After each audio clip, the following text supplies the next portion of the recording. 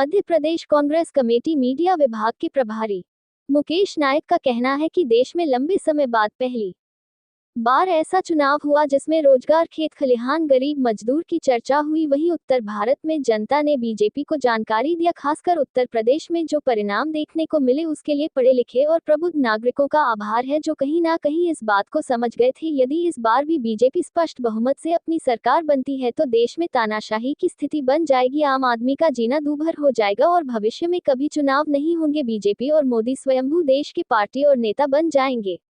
कहते रहे। कल शंकराचार्य ने कहा, अभी मुक्तेश्वरानंद जी ने, कि जो प्राण प्रतिष्ठा अभी 2.5 से 3 साल लगेगा मंदिर निर्माण के लिए और आगे। अब बताइए, शरीर बना नहीं है और प्राण डाल दिए। कभी सुना आपने ऐसा कि अभी मंदिर में कलश भी नहीं लगा, मंदिर का शरीर भी नहीं बना? ये भावराज्य है, ये अनुराग और भक्ति का विषय है और जिसकी अपनी परंपराएं और नियम और प्रक्रिया है।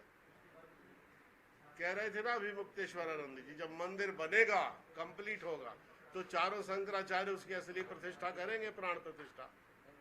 अभी तो ये बीजेपी का कार्यक्रम हुआ है वहां, और ये बीजेपी ने उसकी टाइमिंग ऐसी रखी ताकि चुनाव में उसका प्रभाव डाला जा सके।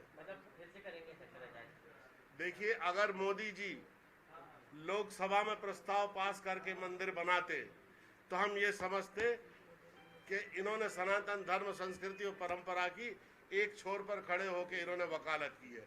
ये मंदिर सुप्रीम कोर्ट के निर्णय से बना है और केंद्र में बीजेपी का पूर्ण बहुमत होने के बावजूद भी उन्होंने सुप्रीम कोर्ट के निर्णय की प्रतीक्षा की। उन्होंने अपना भाव कहां प्रकट किया, बताइए ना आप। 23 जनवरी को जब राम जन्मभूमि की पर श्री विग्रह की प्राण प्रतिष्ठा हुई थी, उस वक्त जैसा देश का वातावरण लग रहा था, तो हम लोगों को तो लग रहा था कि कोई चुनाव इस देश में होगा ही नहीं।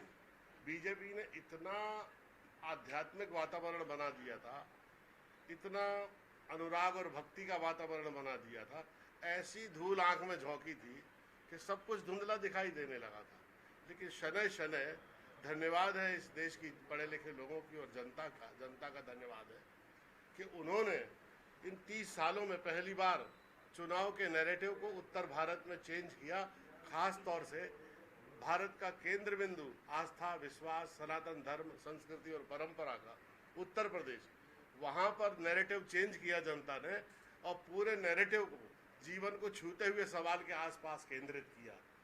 पहला चुनाव है 30 साल में जिसमें नौकरी पे चर्चा हुई, महंगाई पर चर्चा हुई, खेत खलिहान पे चर्चा हुई, धरती के रंग जैसे किसानों पर चर्चा हुई, और सबसे बड़ी बात है कि भारत का भविष्य और संविधान पर चर्चा हुई।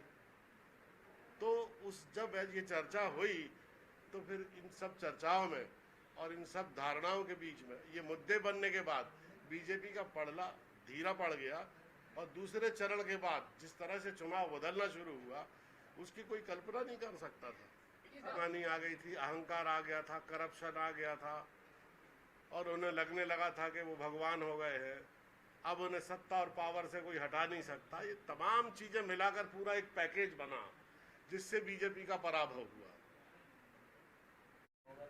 देखिए, जो मालिक होते हैं उनके कुत्ते रजिस्टर्ड भी होते हैं, हॉस्पिटल में भी उनकी हिस्ट्री होती है, फाइल बनती है, कब वैक्सीन लगा इनकी। अब जब कोई आप कुत्ता खरीदने जाता है बाजार में, जर्मन शेफर्ड या लेब्राडोर या किसी और ब्रीड का, तो उसकी हिस्ट्री रहती है कि इसकी नानी वर्ल्ड चैंपियन थी, इसकी नानी, इसकी दादी जासूस थी, इसके दादा पुलिस में थे, पहले डीएसपी थे, सब इंस्पेक्टर थे, पूरी हिस्ट्री होती है। आपको नहीं मालूम?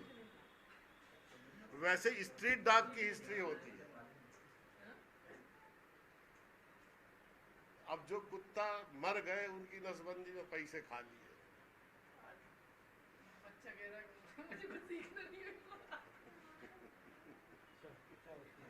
निगम का कि मरे हुए लोगों के नाम पर ये कर लिया। अरे नगर निगम का ये किस्सा सुनो, जो कुत्ता 2-2 साल पहले मर गए थे उनकी नसबंदी उन्होंने अभी करी है और उसके पैसे निकाले।